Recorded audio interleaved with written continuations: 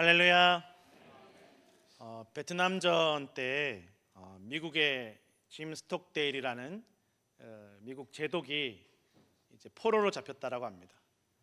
포로로 잡혔는데 아무래도 이렇게 지위가 신분이 있으니까 그냥 죽이지 않고 정보를 얻기 위해서 온갖 방법을 동원해서 다 고문을 했다라는 거예요. 정말 입에 담기조차 어렵고 고통스럽고 수치스러운 그런 고문들을, 모진 고문들을 했다라는 거예요. 이 짐 스톡데일 제독이 자기가 혹시 너무 이 고문이 고통스러워서 자기도 모르게 정보를 누설하고 나라를 배반할까 봐 내가 스스로 죽는 게 나은가? 그런 생각까지 했다라는 거예요. 그런데 나중에 이제 세월이 흘러서 포로에서 석방이 되어서 미국으로 돌아와서 이제 인터뷰를 하게 되었는데 기자가 그런 질문을 했다고 합니다. 얼마나 힘드셨습니까? 얼마나 절망스럽고 얼마나 낙심이 되셨습니까? 얼마나 앞날이 캄캄하고 암울했습니까? 라고 물어보니까 이 짐 스톡데일 대령이 나는 한 번도 암울하거나 앞날이 캄캄했던 적이 없다. 나는 한 번도 절망한 적이 없다라고 이야기하는 것입니다. 아니, 아까는 분명히 죽을 생각까지 했었다 그러지 않았습니까? 그러니까 그거는 내가 절망해서가 아니라 혹시 내가 나라를 배신할까 봐, 내가 인간적으로 혹시 견디지 못해 배신할까 봐 그런 생각을 했던 것이지 내가 단 한 번도 희망을 잃어버린 적이 없다. 반드시 나는 집으로, 가족에게로 돌아갈 것이다 라는 그 희망을 반드시 가지고 있었다라는 거예요. 언젠가는 반드시 내가 풀려날 것이고 반드시 나는 가족에게로 돌아갈 것이라는 희망을 포기한 적이 없었다라는 것입니다. 기자가 다시 물어봅니다. 그러면 당신이 포로 생활하면서 만났던 사람들 중에, 그 포로들 중에 가장 그 포로 생활을 못 견뎌 했던 사람들, 낙심하고 암울해했고 앞날을 캄캄하게 여겼던 사람들이 누굽니까? 못 견뎌서 스스로 목숨을 끊었던 사람들이 누구입니까? 라고 물어보니까 낙관주의자들이 그랬다라는 거예요. 아니, 아까는 희망을 가져서 견딜 수 있었다고 하더니만 갑자기 낙관주의자들이 제일 못 견뎠다는 말이 무슨 말입니까? 라고 물어보니까 내가 말하는 낙관주의자들은 나는 이번 성탄절에는 반드시 가족들과 함께 집에 있을 거야. 하나님이 나 이번 성탄절 반드시 나를 석방되게 자유를 얻게 해주실 거야 라고 낙관하는 사람들이라는 거예요. 반드시 이번 성탄절에는 난 집에 있을 거야. 그런데 그 성탄절이 딱 돼서 석방이 안 되니까 그때부터 이 사람들이, 그렇게 낙관적이던 사람들이 걷잡을 수 없이 무너지더라는 거예요. 분명히 나는 성탄절에 집에 있을 거라고 믿었는데 성탄절이 지나고부터 완전히 마음이 무너지고 어떤 사람은 자살해버리고 어떤 사람은 나라를 배신해버리고 못 견디더라는 거예요. 이 짐 스톡데일 대령은 결국 상황이 나아질 것이지만, 그러나 나는 언젠가 상황이 나아질 것이지만 이번 성탄절에는 못 나갈 수도 있다라는 그런 생각도 하고 있었다라는 거예요. 이번 성탄절에 못 나갈 수 있다라는 것은 비관적인 생각 아닙니까? 그렇죠, 비관적인 생각. 나는 비관적인 생각을 가진 사람처럼 항상 준비하고 대비하고, 그러나 언젠가는 나갈 것이라는 그 희망을 품고 믿는 낙관주의자들처럼 앞을 바라보고 희망을 가졌다라는 것입니다.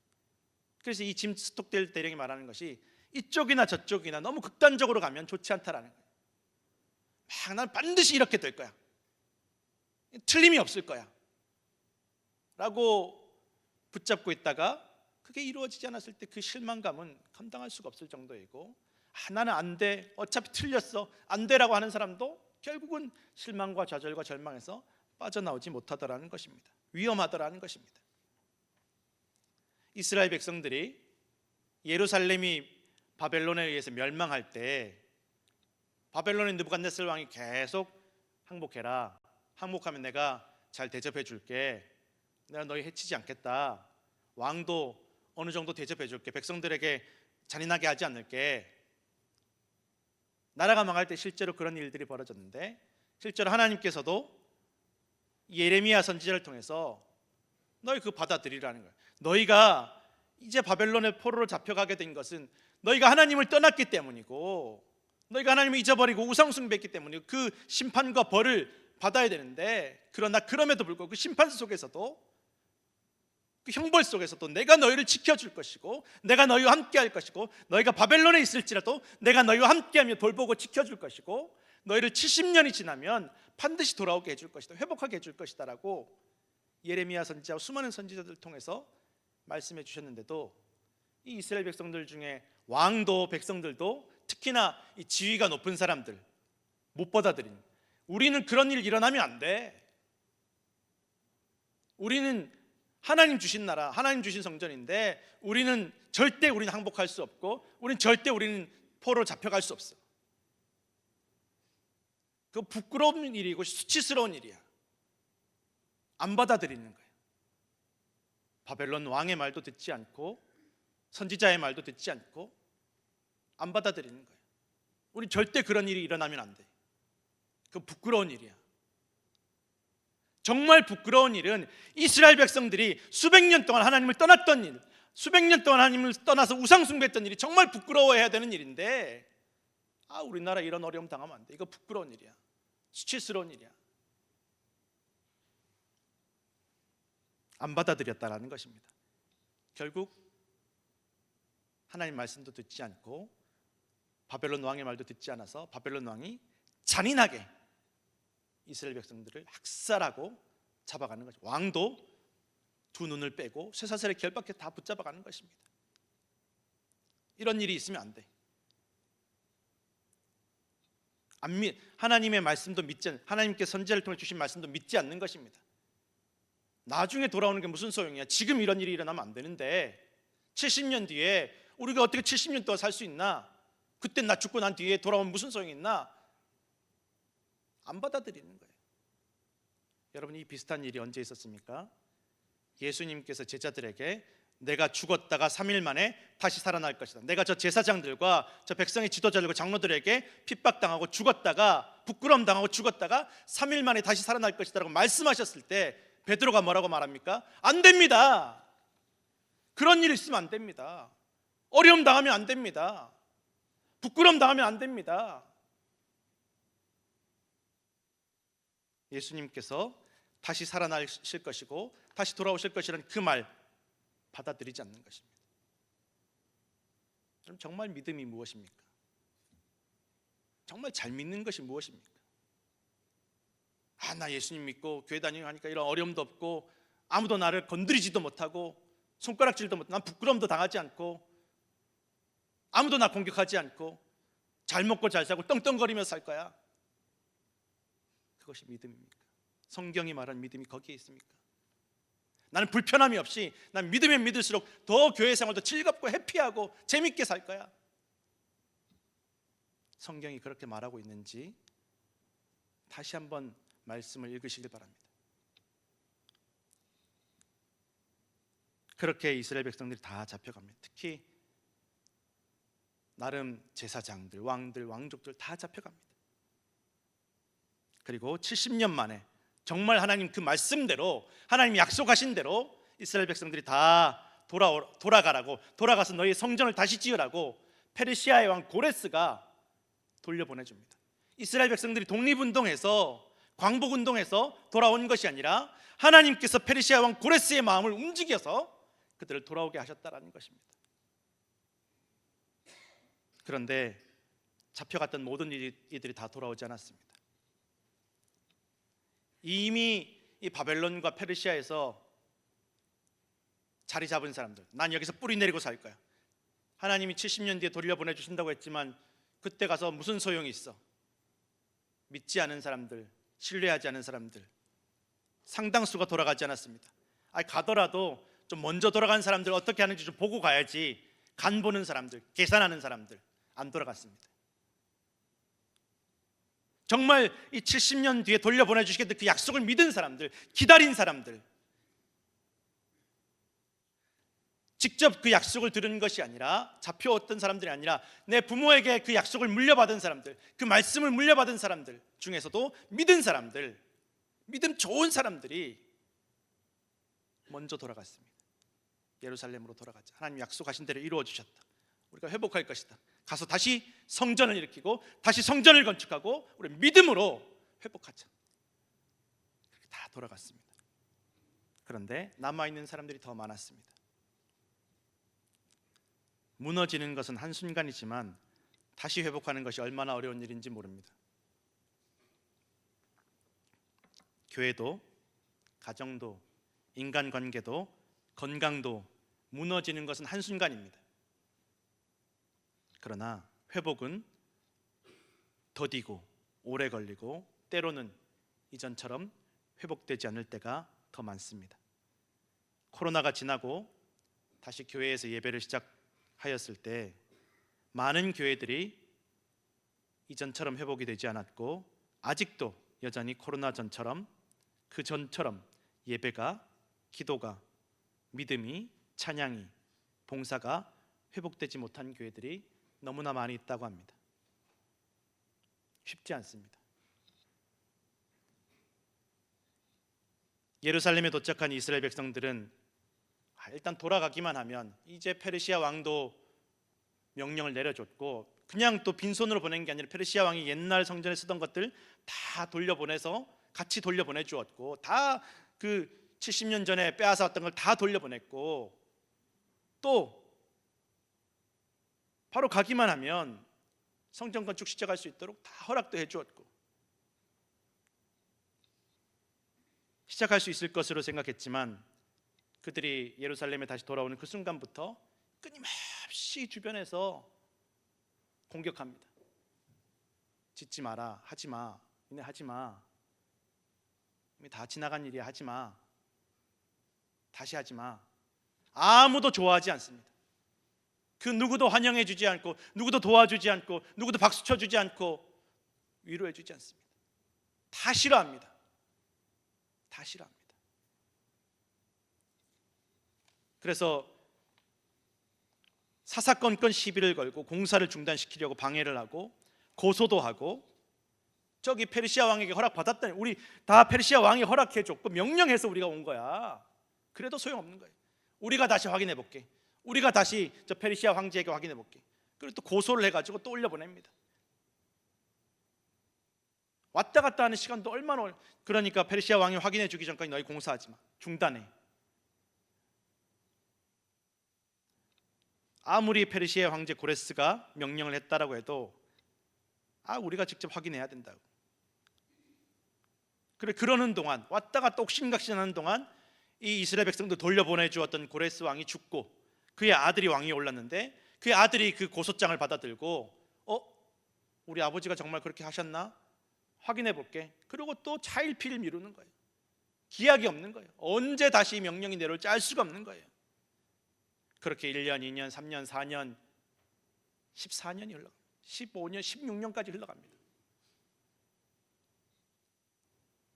성도 여러분, 아까도 말씀드렸지만 이렇게 성전 건축을 지으라고 고레스 왕의 명령을 받아 돌아온 사람들 얼마나 믿음 좋은 사람들입니까? 이미 예루살렘에 남아있는 게 아무것도 없는데, 물론 성전에서 쓰던 그 집기들은 다 돌려보내, 그거는 그대로 성전이 다시 지어지면 사용해야 될 것들인데, 가서 성전을 짓고 뭘 하려면 뭐 물질도 있고 페르시아에서 도와주지 않으면, 주변에서 도와주지 않으면 지을 수 없는데, 그래도 믿음 가지고 말씀에 순종해서 돌아갔는데, 그 믿음 좋은 사람들이 말씀에 순종해서 돌아왔으면 하나님께서 다른 어려움 다 없애주시면 참 좋았을 텐데 너무 힘들다라는 거예요. 다 괴롭히고 다 못살게 굴고, 그러다 보니 그 믿음 좋던 사람들의 믿음이 지치고 낙심하고 탈진하고 점점 믿음이 후퇴하고 퇴보했다라는 것입니다. 대단한 믿음의 가문도, 대대로 조상 대대로 제사장 가문이었던 그 가문도, 제사장들도 마음이 가라앉고 낙심하고, 페르시아 왕이 공식적으로 임명해준 권리를 가진 유다의 총독도 마음이 낙심하고 다 마음이 지쳐갔습니다. 이거 꼭 다시 지어야 되나, 다시 해야 되나, 이렇게까지 안 되는 거는 이건 하나님 뜻이 아니지 않냐. 이렇게까지 사람들이 싫어하면 이것도 하나님 뜻이 아니지 않냐. 그냥 좀 이대로 그냥 어영부영 지내다가 분위기 좋아지면 그때 하면 안 될까. 다 마음이 어렵고 탈진하고 믿음이 다 퇴보해 버리는 것입니다. 우리나라 속담에 긴 병에 효자 없다라는 말이 있습니다. 아무리 부모님 사랑하고 부모님 공경하고 내가 부모님 잘 섬겨야지 하는 효자일지라도 부모님의 병이 길어지면 결국 그 지극한 효심도 흔들리고 무너지고 약해지더라는 것입니다. 이스라엘 백성들, 하나님 성전 다시 짓기 위해서 모든 것을 참고 기다리다가 가장 먼저 달려온 그 믿음의 사람들이 그 믿음이 무너지기 시작했다라는 것입니다. 성도 여러분, 우리가 믿음 생활하고 복음으로 살고 구원을 향해 살아가고 또 우리가 다시 믿음을 회복하고 다시 예배를 회복하고 다시 기도를 회복하는 그 길이 세상이 박수 쳐주고 환영해주고 잘한다 해주고 그렇지 않는다라는 것입니다.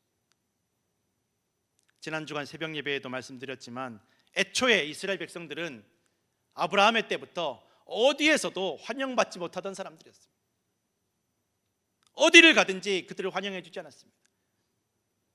다 따돌리고 여기 있지 마, 우리 땅에서 나가, 저기 가, 여기가 아니 여기도 오지 마, 여기 들어오지도 마, 우리 근처에도 오지 마. 얼마나 핍박을 많이 받은 역사인지 모르는 그것이 이스라엘 백성들의 역사였다. 다 싫어했습니다. 다 싫어했습니다. 다 싫어하고 멀리할 그때에 오직 하나님만이 이스라엘 백성들과 함께 하시면서 그들을 보호하시고 돌보시고 복주시고 번성케 하셨음을 성경은 말씀하고 있다는 것입니다. 세상이 다 싫어했지만, 세상이 다 따돌리고 무시했지만, 세상이 다 손가락질했지만 하나님께서 그들을 들어서 주셨다는 것입니다.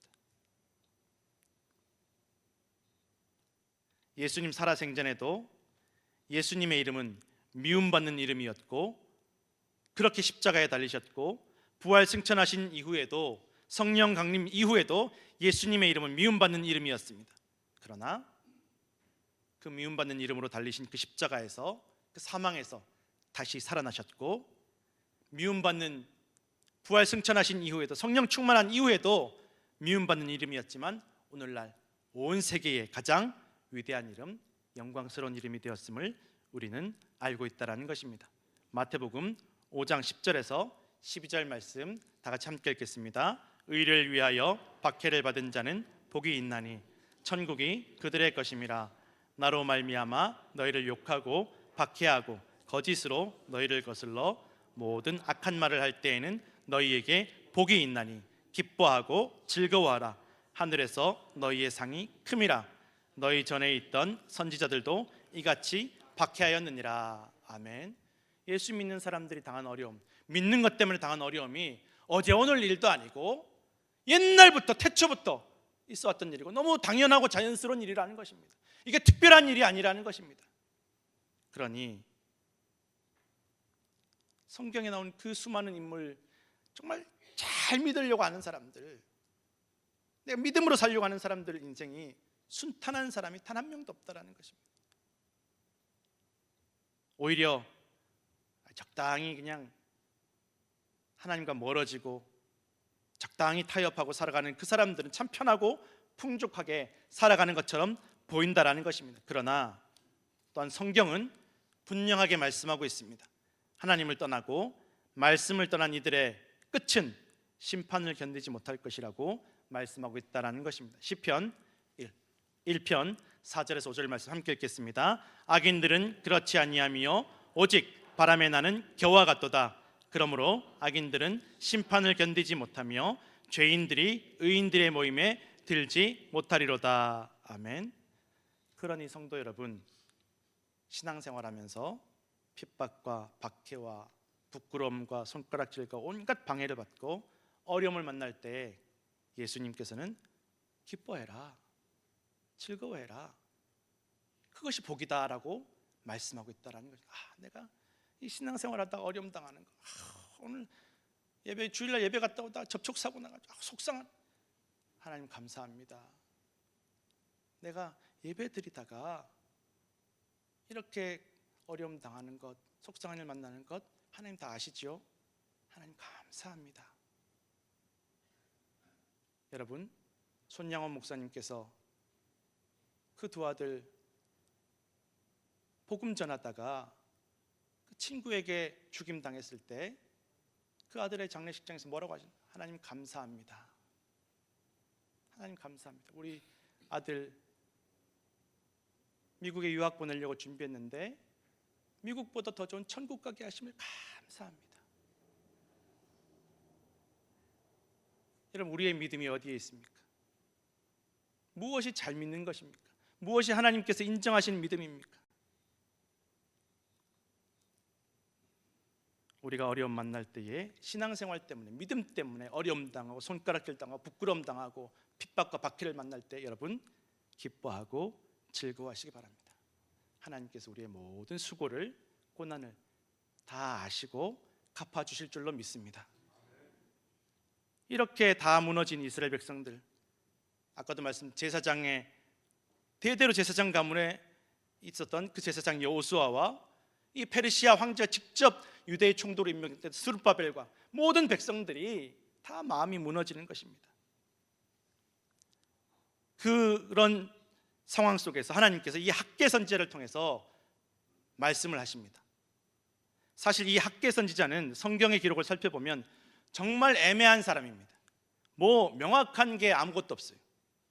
출신이 어디인지, 부모나 집안이 또 지파가 어디인지 명확하지가 않습니다. 애매한 사람이에요.